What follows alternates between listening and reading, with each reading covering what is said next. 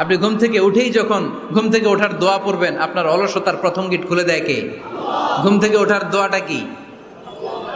আলহামদুলিল্লাহিল্লাযী আহইয়ানা বা'দামা আমাতানা ওয়া ইলাইহিন নুশুর।